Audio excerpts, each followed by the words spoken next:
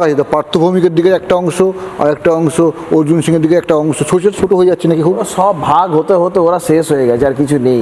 এদিকটা বেড়েছে। ওদের কেউ কাউকে মানে না, ওদের কে কাকে মানে, কে ওদের নেতা, কে ওদের মাথা, কে ওরা নিজেরাই জানে না।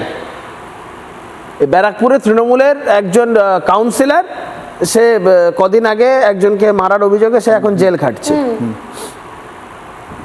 দলের মধ্যে কান পাতলে শোনা যাচ্ছে এই ঘটনায় তাকে জড়িয়ে দেওয়ার পেছনে তৃণমূলেরই একটা বড় অংশ তার মধ্যে জড়িত, এবং একটা মানে অদ্ভুত ব্যাপার।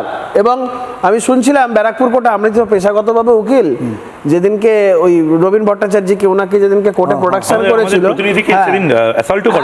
ওইটা সেকেন্ড প্রোডাকশনের দিন, তিনি তাকে খুব আক্ষেপের সুরে বলেছে এই জীবনে আর কি কি দেখতে হবে। সিপিএম এর জমানায় আমাকে জেল খাটতে হলো না, জেল খাটতে হচ্ছে যেই দলটা আমি প্রথম থেকে করে এসেছি তাদের জমানাতে আমাকে জেল খাটতে হচ্ছে। এবং এই কথাটা নিয়ে খুব আক্ষেপের সুরে বলেছে। তো দোষ করলে তাকে সাজা পেতে হবে, দ্যাট ইজ সামথিং ডিফারেন্ট। কিন্তু আবার এর অন্যান্য অনেক জিনিস শোনা যাচ্ছে ব্যারাকপুরে।